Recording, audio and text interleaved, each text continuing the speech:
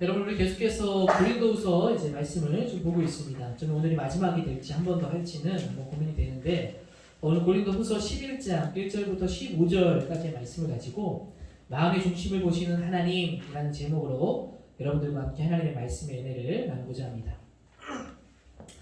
여러분 성경에 보면 성경은 대부분의 모든 것들이 이야기로 되어져 있죠. 그래서 그 이야기 속에서 하나님이 우리에게 무엇을 말씀하고 계시는지를 여러분 들어볼 필요가 있습니다. 여러분 하나님께서 이스라엘에서 가장 처음 세운 왕이 있습니다. 그 사람이 누구인지 알고 계신가요? 그 사람이 바로 사울 왕입니다.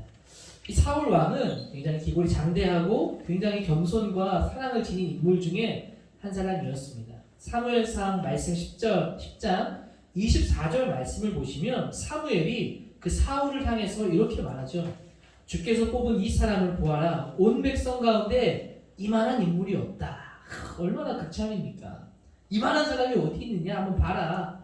여러분 이 말을 듣는 백성들이 환호하고 사울을 향해서 만세를 외칩니다. 드디어 이스라엘도 왕이 세워졌다. 만세 만세. 시작은 너무나 좋았죠. 여러분 처음부터 이 사울 왕이 자만하거나 자기가 왕이라고 여기지 않았습니다. 그는 왕이 되었음에도 불구하고 자신이 하던 농부의 일을 계속했습니다. 그 일을 행할 뿐만 아니라 자신이 왕의 자리에 이제 올랐으니까 이제 특권을 가진다라고 처음부터 생각하지 않았다라는 겁니다. 근데 우리가 사울 왕이 어떤 사람인지 잘 알고 계시지 않습니까? 어떻게 됩니까? 변질되어 버리죠. 처음 마음을 잊어버리고 결국에는 악한 왕으로 대변되는 하나님을 대적하는 왕으로 바뀌어지게 됩니다. 여러분 이런 것을 볼 때 정말 중요한 그리스도인들이 가져야 될 마음의 덕목과 자세가 있다면 무엇일까? 처음 가졌던 마음을 잃지 말아야 한다는 겁니다. 여러분 신앙을 가지면서 여러분들 마음 가운데 이런 생각 품은 분들 있을 거예요. 이렇게 살아야겠다. 하나님을 위해서 내가 이렇게 공부하고 이렇게 살아야겠다라고 반드시 선한 마음을 여러분 가졌을 것이라고 믿습니다. 여러분 중요한 건 무엇입니까? 그 마음을 잃지 않는 거예요. 그 마음을 잃지 않고 유지하고 변하지 않는 것. 그게 그리스도의 능력입니다. 어떻게 그것을 이룰 수 있을까요? 하나님의 말씀을 들음으로 이룰 수 있다라는 것을 여러분 기억하시기 바랍니다. 그럼 시간이 흐르면서 이 길르앗이라는 지역에 사는 야베스 사람들이 있었는데 암논이라는 사람들 민족의 공격을 받게 됩니다. 여러분 얼마나 두려운 상황 가운데 있습니까? 이때 누군가라도 도와줄 수 있다면 정말 좋았을 텐데 그때 사울이 그 소식을 듣고 여러분 전쟁을 준비합니다. 어떻게 준비하는가 하면 소를 잡아요. 소를 잡아서 각을 뜹니다. 각을 뜬다는 건 토막을 낸다는 거죠. 토막을 내서 포장을 해가지고 각 지파들에게 그 토막난 소들을 보냅니다. 그리고 뭐라고 말합니까? 만약 나와 함께 이 전쟁에 동참하지 않으면 이 소와 같이 각을 뜬 채로 다 죽게 될 것이다 라고 말합니다.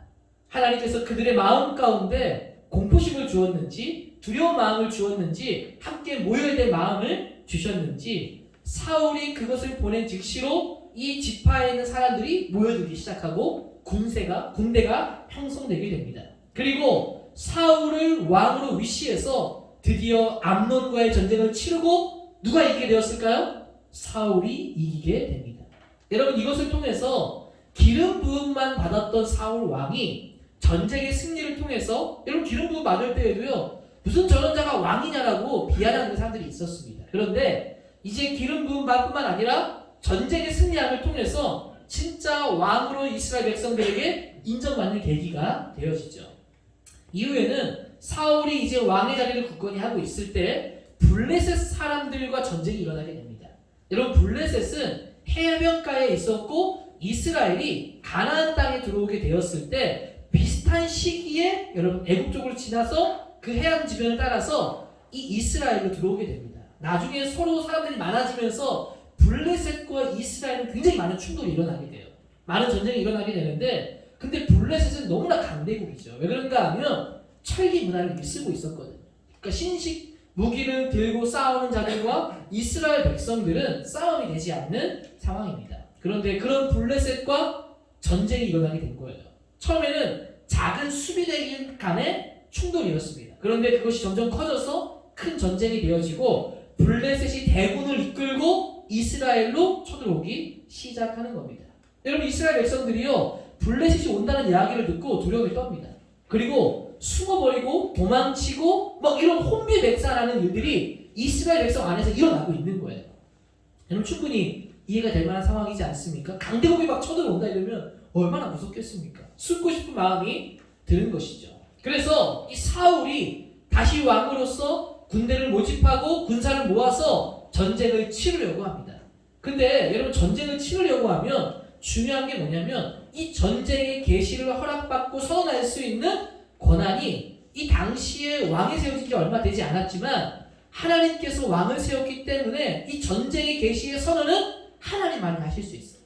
그러니까 사울은 왕이지만 전쟁의 계시를 하려고 선언하려면 하나님의 허락을 받아야 했습니다. 그 전쟁을 나가기 앞서서 제사를 드렸고 그 제사를 제사장이 집례했고 그 제사장이 집례하고 나서 전쟁을 허락해주면 왕이 병사를 데리고 나가서 전쟁을 치를 수 있던 겁니다. 근데 여러분 기다리는데 사무엘이 와서 제사를 드리고 전쟁을 치러야 하는데 사무엘이 오지 않는 겁니다. 늦게 오고 있는 겁니다. 그러는 찰나에 백성들의 두려움은 더욱더 커져가지고 병사들이 막 혼비백산하면서 그 두려움이 느끼는 공포가 있었고 심지어 도망치는 사람들까지도 생겨나게 된 거예요. 그러니까 사울은 불안한 겁니다. 왜 그래요? 사울은 전쟁이 하나님께 있는 것이 아니라 이 병사들에 있다고 믿었기 때문이지. 그래서 도망가고 불안한 분위기를 이겨내지 못하고 자신이 직접 제사를 드립니다. 그리고 전쟁 개시 선언을 하게 되는 겁니다. 하나님을 무시하고 하나님의 권위를 빼앗기는 것이죠. 여러분 결국은 어떻게 되어집니까? 하나님께 버림받는 왕이 되고 말아버리게 된 것입니다. 여러분 이걸 통해서도 우리가 한 가지 좀 배울 수 있는 것은 여러분 우리도 이런 오류에 빠질 수 있다는 걸 여러분 날마다 여러분 기억해야 합니다. 우리는요 이 사울 왕처럼 자신이 열심히 해야 전쟁에 승리할 수 있다고 생각하는 경우들이 많이 있다는 거예요. 쉽게 얘기하면 우리도 고등부니까 공부 내가 열심히 하면 내가 원하는 대학에 들어갈 수 있다라고 생각합니다. 여러분 잘못된 생각이에요. 나만 열심히 하면 된다고요? 아니요. 그거는 사울 왕과 같은 자세의 모습으로 여러분 신앙생활을 하고 있는 겁니다. 어떻게 해야 됩니까? 나의 길을 인도하시고 열어주시는 분 누구시다? 여호와 하나님이시다. 그 지혜로운 사람은 내가 열심히 해야지 하는 것이 아니라 하나님께 도움을 간구해야지. 하나님이 내 길을 인도해달라고 기도해야지 이런 사람이 된다는 겁니다. 저는 여러분들이 기도로 준비하는 사람 되기를 주의 이름으로 축복합니다. 여러분 사울은 자신이 전쟁 개시 선언을 함으로써 하나님께 버림받게 되죠. 여러분 이후에도 블레셋 이후에도 아말렉과도 전투가 벌어지게 되는데 이 아말렉에 하나님께서 명령하십니다. 모든 민족을 다 진멸해버려라. 근데 사울 왕이 전쟁에 나가가지고 승리하게 되었는데 어떻게 합니까? 다 진멸하지 않아요. 하나님 말씀에 순종하지 않아요. 좋은 짐승은 남겨놓고 아각 왕은 살려놓았습니다. 여러분 하나님께 드리기 위함이라고 하지만 철저하게 어떤 마음으로 한 거예요? 자기 영광을 구한 거죠.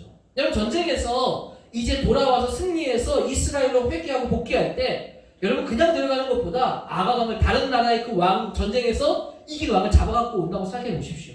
얼마나 영광을 받겠습니까? 사람들이 야 사울 왕 대단하다 멋지다. 좋은 짐승들을 막 가지고 들어오면 어떻겠어요? 역시 우리 사울 왕 대단해 라고 존경받지 않겠습니까?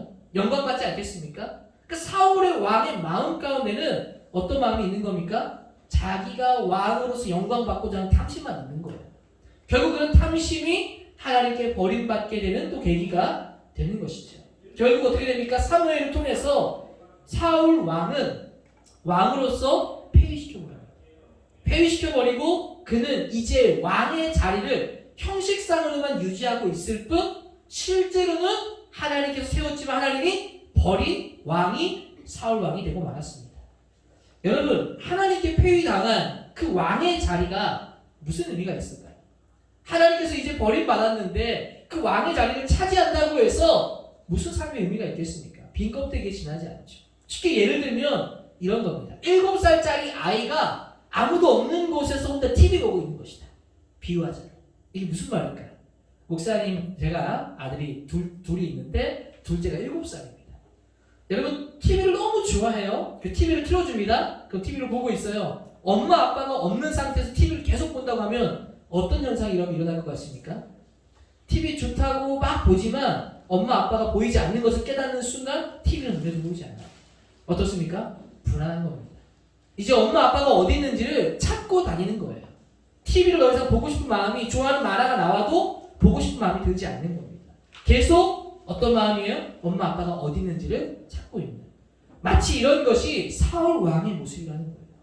아무리 좋은 왕의 자리를 가지고 있어도 하나님 떠났기 때문에, 하나님 버렸기 때문에 계속 마음에 채워지지 않는 불안과 공포가 있는 겁니다. 그런 게 채워지지 않으니까 자꾸 어떻게 채우려고 해요? 다른 것들로 채우려고 하는 겁니다. 다른 누구를 미워하고 증오하고 자꾸 뭔가를 더 취하고 땅을 차지하고 좋은 짐승을 가지고 이런 것들로 자신을 채우려고 하지만 여러분 채워지지 않는다는 것이죠. 결국에는 그 탐욕이, 탐심이 그의 인생을 삼켜버린 겁니다. 삼킴을 당하면 하나님은 이제 없고 더 이상 즐거움과 기쁨과 만족은 없고 불안과 초조함만 있게 된다는 것이죠. 여러분 그래서 늘 깨어있지 않으면 이러한 상황에 우리도 충분히 처할 수 있다는 것을 보게 됩니다. 결국 이 일에 사무엘은 상심하게 됩니다.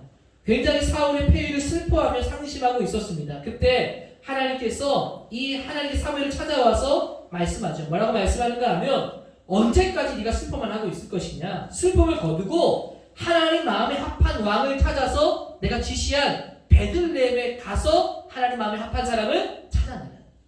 그 사람이 이제 사울의 뒤를 이어 이스라엘을 다스릴 왕이 될 것이다. 여러분 사무엘이 그 하나님의 명령을 따라서 이제 베들레헴으로 가려고 합니다. 근데 이 베들레헴으로 가는 길은 위험한 길이에요. 여러분 왜 위험한 길이죠?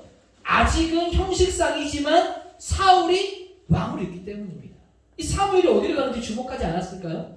어디를 가고 있는데 거기서 왕의 기름을 부음받으면 내가 지금 왕인데 어쭈 이것 봐라 하면서 사무엘이 잘못하면 목숨을 잃을 수도 있는 그런 상황이지. 여러분 사무엘은 그럼에도 불구하고 하나님 말씀에 순종해서 베들레헴으로 갑니다. 그리고 약간의 위장을 하죠. 어떻게 위장합니까? 제사를 드리러 왔다. 그리고 백성들을 모아놓고 그곳에서 여러분 제사를 드리게 됩니다. 그 제사에 이새를 초대하고 이새의 아들을 만나고자 하는 것이죠. 왜 그런가 하면 하나님 사무엘상 16장 1절에 내가 너를 베들레헴 사람 이새에게로 보내리니 이는 내가 그의 아들 중에서 한 왕을 보았느니라. 그러니까 이새의 아들 중에 한 왕을 내가 보았다. 네가 이새의 아들들을 만나서 그 자를 찾아서 하나님의 기름 부음을 행하여서 왕으로 세워야 된다라고 한 것입니다.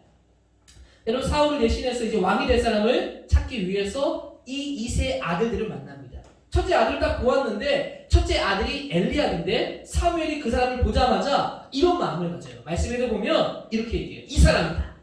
야, 저 사람이다. 여호와께서 기름 부음 받을 자가 바로 이 앞에 있구나. 이런 마음을 하는 거예요. 준모야, 너를 봤을 때 그런 말이 되면 어떨까? 너구나. 너가 그 사람이야.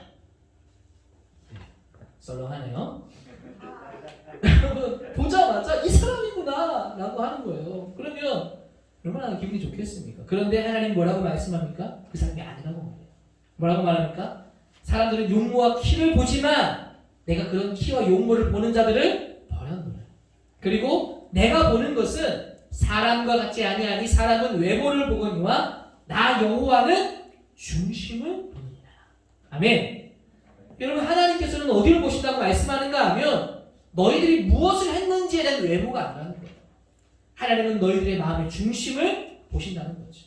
여러분 이새의 아들 7을 다 모았습니다. 그런데 하나님 마음에 합한 사람이 없는 거예요. 하나님 어떻게 된 거죠? 아니 이새의 아들 중에 기름 부음 받을 자가 있다고 하더니 이 7을 다 모았는데도 없다고 하시면 어떻게 합니까? 그래서 이새에게 물어봅니다. 아들이 더 있습니까? 아들이 더 있다는 거예요. 누굽니까? 막내가 지금 저기에서 양을 치고 있다는 겁니다. 여러분 왜 다윗은 그 자리에 없었을까요? 왜 막내는 그 자리에 없었을까요? 생각해 봅시다. 상상해 봅시다. 아마도 이 다윗은 이 사무엘이 불렀을 때 와도 여기에 낄 만한 사람이 아니라고 여겼을지 몰라요. 여기에 왕으로 부름받을 어떤 사무엘 선지자에게 어떤 축복을 받을 만한 사람들은 여기 7명 중에 있지 이 다윗은 이 자리에 낄 만한 사람이 아니라고 생각했는지 몰라요. 그러니까 따로 부르지 않았겠죠. 그러니까 사람 평가로 보면 다윗은 그렇게 인정받을 만한 사람은 아니었다는 겁니다. 근데 사무엘이 그를 불러내라고 하죠. 그리고 그를 불러내서 만났습니다. 그때 하나님께서 드디어 사무엘에게 마음을 부어주세요. 이 사람이다. 이 사람이 내 마음에 합한 하나님의 사람입니다. 이 사람이 이제 내 뜻을 이어갈 왕이 될 사람이 바로 이 막내 다윗이었다라고 마음을 주십니다. 그래서 기름 뿔병을 가져다가 이 다윗에게, 이 막내에게 여러분 기름 부음을 하고 결국 어떻게 됩니까? 이 사울의 뒤를 이어서 14년 뒤에 이 다윗이 왕이 되어집니다. 그리고 다윗의 후손으로 예수 그리스도께서 오게 되는 놀라운 역사가 일어나게 되는 것이죠. 여러분 이런 이야기를 통해서 우리에게 볼 수 있는 하나님은 어떤 분이신지를 보여주고 계십니다. 여러분 하나님은 어떤 분이십니까? 사람은요 겉으로 사람을 판단하고 겉으로 사람의 외모를 보고 평가하는 것입니다. 그런데 하나님은 외모로 겉으로 사람을 평가하고 판단하지 않는다는 거예요. 사람이 보는 것과 다르게 하나님은 어떤 분이시냐? 우리의 마음의 중심을 보시는 분이시다. 여러분 이걸 통해서 우리는 사람을 바라볼 때 어떻게 바라봐야 되겠습니까? 겉모습으로 바라봐서는 안 된다는 거예요. 어떤 집에 살고 있는지, 어떤 직업을 가지고 있는지, 어떤 직책, 어떤 학교, 어떤 대학, 어떤 것들을 가지고 있는 걸 가지고 사람 판단하지 말라는 거예요. 하나님은 마음의 중심을 보는 것처럼 너희들도 마음의 중심을 보고 사람을 바라봐야 된다라고 말씀하고 있는 겁니다.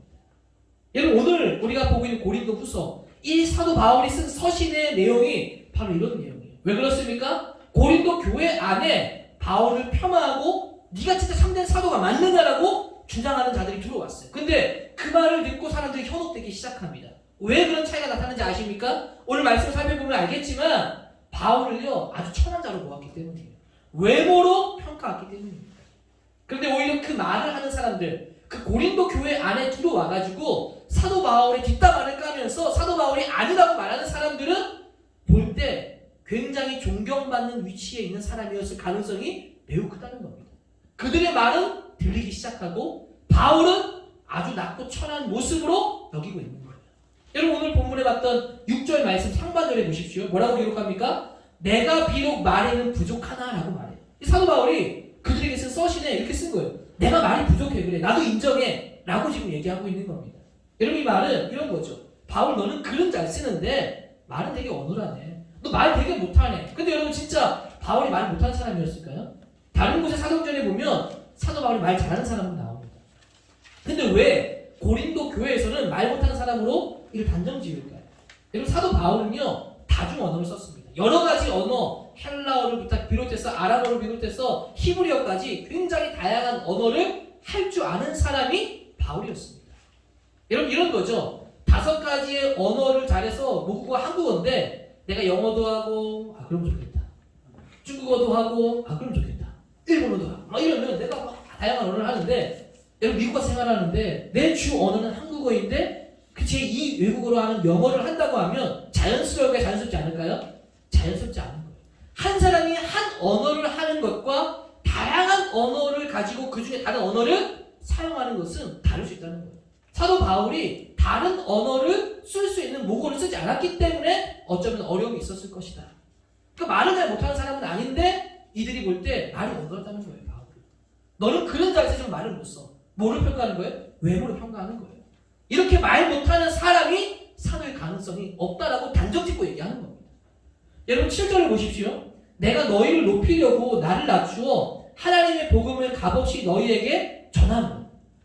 여러분 값없이 복음을 전했다는 말이 무슨 말입니까? 여러분 당시에 고린도에서는요 어떤 가르치는 강사, 철학을 가르치는 일들이 있었는데 이런 강사, 강의를 하는 사람들에게 사례를 주는 것이 일반적이었습니다. 그 사례를 주는데 사도 바울은 뭐 했다는 거예요? 그 사례 받지 않았다는 거예요. 심지어 고린도 교회 성도들이 모아서 주는 헌금도 받지 않았습니다. 받지 않은 게 뭐가 문제가 될까요? 왜냐하면 이 사도 바울이 어떤 일을 하면서 자신의 돈을 채우고 이 복음의 사역을 감당했는가 하면 천막 장수를 하면서 자비랑 선교를 했어요. 천막 선교를 하면서 자비랑 선교를 하고 물론 마게도냐라는 교회에서 헌금을 받기도 했지만 여러분 고린도 교회 안에서 헌금 받지 않았습니다. 천막하는 일을 하면서 이들이 복음을 전했는데 이 당시에 고린도 안에서는 이 천막 장수, 이 모든 이 바울이 다니는 그 지역 내에서는 이 천막을 만드는 그 일은 굉장히 천한 직업으로 여겨졌습니다. 그러니까 사도 바울이 지금 빌고고 깔보고 있는 겁니다. 왜요? 바울을 무시하는 거죠. 천한 일을 하면서 네가 무슨 사도냐라고 이야기하는 것이죠. 바울이 이렇게 한 이유가 여러분 무엇이겠습니까? 왜 강사료를 받지 않고 왜 그들의 헌금을 받지 않은 것입니까? 강사료를 받지 않은 것은 그 철학을 가르치는 사람들이 자신이 가르침을 주고 돈을 받아서 챙기는 것처럼 그게 자연스러운 문화였지만 복음은 그것과 다르다는 것을 보여주기 위함이죠. 복음은 돈을 받고 전하는 것과 다르게 특별하다는 것을 그들에게 몸소 보여주고 있는 겁니다. 그들이 헌금을 받지 않은 이유는 무엇이겠습니까? 하나님의 복음이 어떻게 너희에게 전해지는지, 내 진심이 어떤 건지 하나님의 복음을 더욱더 열심히 드러내기 위해서 그런 헌금을 받지 않은 거죠. 오히려 자신이 더욱더 힘든 길로, 어려운 길로 여러분 가서 천한 직업을 가지고 자신이 헌신하고 있던 겁니다. 근데 오히려 그 낮춘 것이 그들이 그를 비아냥대고 비웃음거리로 만들어버리는 일이 된 거예요. 그를 깔보기 시작한 겁니다. 여러분 이런 일은요 우리 안에도 충분히 일어날 수 있습니다. 실제로 어떤 교회에서는요 한 장로님께서 직업이 이 천막 장수와 같은 천한 직업을 가진 사람들이 장로가 되었다는 이유로 여러분 무시하는 경우들이 실제로 있습니다. 어떤 집사님이 어떤 분이 직업이 천하다는 이유로 사람을 하여보는 경우들이 있다고요. 이런 일들이 실제로 일어나고 있다는 것이죠. 어떤 교회에서는 목사님이 성도들을 섬기기 위해서 운전을 해서 성도들을 집에 모셔다 주는 일도 있습니다. 새벽기도 운행하는 경우들도 있거든요. 그런 교회들이 있습니다. 목사님이 직접 운전을 하는데 성도들이 이렇게 요구하는 거예요. 내가 오늘 어디에 시장에 가야 되니까 와서 나 좀 태워달라고 부탁해. 그러한 무시와 서름을 당하는 일들도 여러분 있다라는 겁니다. 여러분 바울이 이렇게 그에게 행동하는 것들은 실제로 충분히 일어날 수 있는 일이라는 거예요.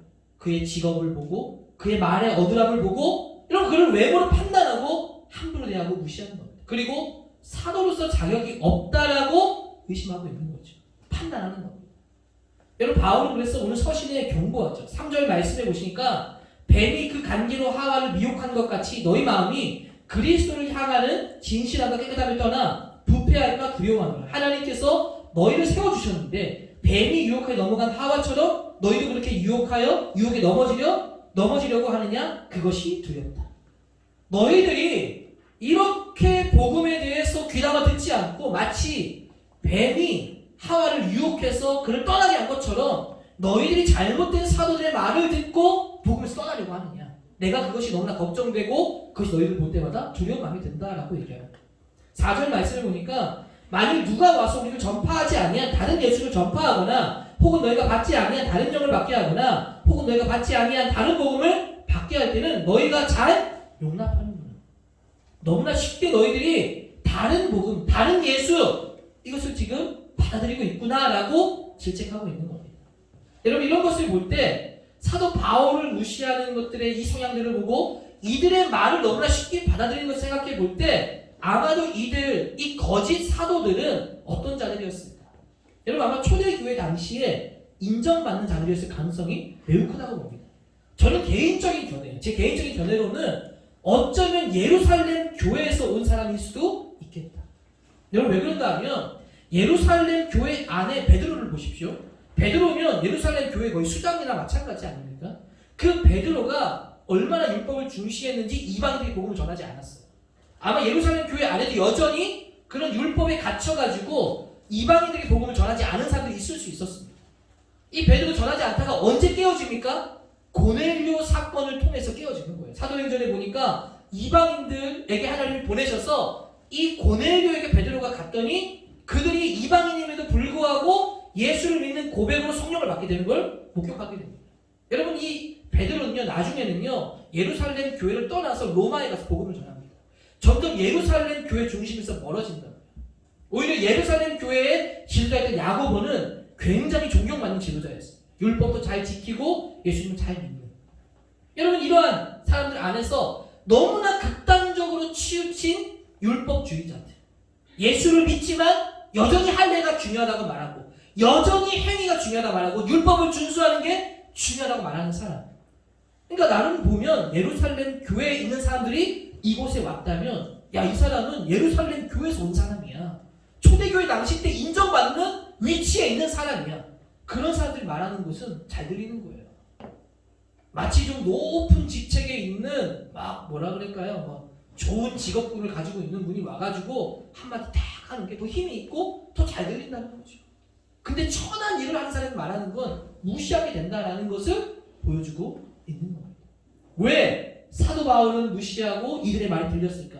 그들은 외모로 사람을 판단하고 그 말을 들었기 때문이라는 겁니다. 14절 말씀에 사도 바울이 얘기합니다. 사탄도 자기를 광명한 천사로 가정합니다. 보이는 것에 속지 말아야 된다는 겁니다. 여러분 나중에 고린도후서 마지막 13장 2절에 가면요. 바울이 뭐라고까지 한 줄 아십니까?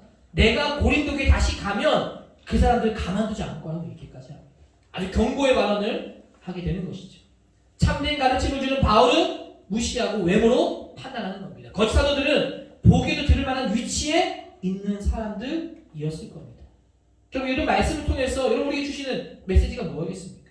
이건 어떤 존재입니까? 사람을 겉모습으로 판단하는 존재. 그런데 하나님은 외모로 판단하지 않고 마음의 중심을 보시는 거예요. 우리에게 주시는 메시지가 있다면 여러분 우리가요 어떻게 준비가 되어야 되는가 이 말씀을 통해서 여전히 내가 스펙을 쌓고 실력을 쌓고 높은 자리에 올라가야만 영향을 끼친다고 생각하면 잘못된 생각을 가지고 있던 거예요. 하나님은 뭐라고 말씀합니까? 너희 마음의 중심이 준비되어야 한다. 너희의 내면이 하나님 앞에 준비되는 사람이 되어야 한다는 거예요. 사실 여러분 마음은요 굉장히 중요합니다. 이 중심은 굉장히 중요합니다. 이 내면은 중요해요. 얼마나 중요할까? 여러분 조선소에 혹시 가봤습니까? 조선소? 배 만드는 곳. 목사님이 경남에 창원에서 좀 살았잖아요. 거기서 사역을 했고 경남 창원과 가까운 곳이 거제도입니다. 거제도에 MT며 소풍이며 제가 어르신들 모시고 관광 효도 여행도 막 갔었어요.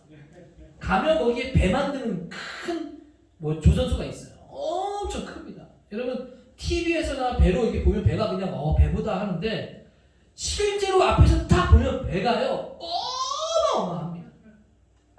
그냥 이렇게 어마어마해요. 엄청 커요. 보면 깜짝 놀라요. 야 이렇게 큰 배가. 근데 여러분 또 하나 놀라는 게 뭐냐면 그 배의 운전석 항해하는 쪽을 가서 보면 키가 있죠. 그 돌리는 그 뭐라 그러죠? 조타기 같은 키가 있잖아요. 근데 그건요 그 배의 크기에 비하면 너무 작은 거예요. 자동차 핸들 같은 거죠. 근데 여러분 놀라운 게 뭔지 아세요? 그 키가 어떻게 움직이냐에 따라 그 큰 배의 방향이 바뀐다는 거예요. 여러분 그 키가 뭡니까? 우리 마음이에요. 내면이라는 거예요. 우리의 내면이 하나님 중심이 준비되어질 때 우리의 반응이 어디로 갈지가 결정되고 나아갈 수 있다는 거예요. 근데 진짜 중요한 건 스펙을 쌓고 실력을 쌓고 뭔가 내가 어디에 올라가는 것이 진짜 중요한 게 아니라 지금부터라도 우리의 내면 준비되어야 된다. 하나님의 마음에 합한 마음으로 여러분 준비되어야 된다. 어떻게 준비되어야 될까? 저는요 우선순위가 바로 세워져야 된다고 믿습니다. 내 마음에 가장 중요한 우선순위가 무엇입니까? 여러분 우리 삶의 가장 우선순위가 무엇이겠어요? 학업일까요? 공부일까요? 대학일까요? 성공일까요? 아니요. 하나님이요. 하나님 내 삶의 가장 최우선. 그래서 여러분들에게 저는요 오늘 말씀을 통해 실질적인 조언을 좀 드리고 싶습니다. 설교 노트에도 보면 목사님이 간단하게 정리를 해놨는데 여러분 실질적인 조언 어떻게 합니까? 어떤 일이든지 시작하기 전에 하나님께 기도를 시작하는 겁니다. 여러분 기도를 오래 하지 않아도 좋아요. 근데 뭘 하느냐? 빼놓지 않고 기도하셨으면 좋겠어요. 여러분 공부할 때요 앉은 자리에서 하나님 나 이제 공부합니다. 하나님께 삼게 달라고 지혜를 달라고 명철을 달라고 여러분 기도하십시오. 이게 키를 움직이는 거예요. 그 큰 배를 지금 움직이고 있는 마음에 이 좌소에 이것을 움직이고 있는 겁니다. 하나님께 내가 맡기고 그리고 공부를 시작해서 잘 되면 하나님을 위한 것으로 바뀌어집니다. 여러분 실질적으로 그래서 오래 하자는 좋으니까 꾸준하게 빼놓지 않고 공부하기에 앞서 하나님께 기도를 여러분 시작하게 되기를 바랍니다. 또한 어떤 일이든지 하나님께 인도하여 주시기를 여러분 기도하십시오. 어떤 일들이 있을 때 하나님께 기도하는 거예요. 하나님 이 일들 내가 하려고 하는데 이렇게 하기를 원하는데 어떤 일을 하려고 하는데 어떻게 하면 좋겠습니까? 하나님께서 나에게 도움을 주시고 인도하여 주시옵소서 여러분 기도하십시오. 반드시. 그리고 마지막으로 한 가지는 여러분 하나님께서요 응답을 주실 때 재겸아 이렇게 해라. 너 여기로 가. 오른쪽으로만 가야 돼. 라고 말씀하지 않아요. 왼쪽으로 갈 수도 있잖아. 직진도 할 수 있잖아. 뒤로도 갈 수 있어 없어? 있잖아. 그렇죠? 여러분 어떤 길이든 하나님이 주신 길입니다. 그래서 어떤 마음을 가졌느냐? 내가 하나님 인도하심을 구했고 그리고 내 삶의 길이 열려졌어요. 예를 들어 내가 대학에 들어가게 됐어요. 그러고 못 들어가게 됐어요. 여러분 그게요 하나님 응답이라고 믿으세요. 그리고 그 일에 하나님께서 무엇을 깨닫기를 원하는지를 기도하십시오.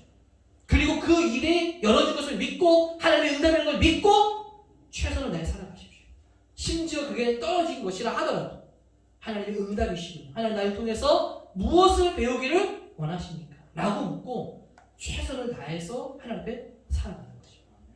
여러분들이 그런 삶, 정말 마음의 내면의 중심을 준비하는 삶을 살아가게 되기를 주의 이름으로 축복합니다.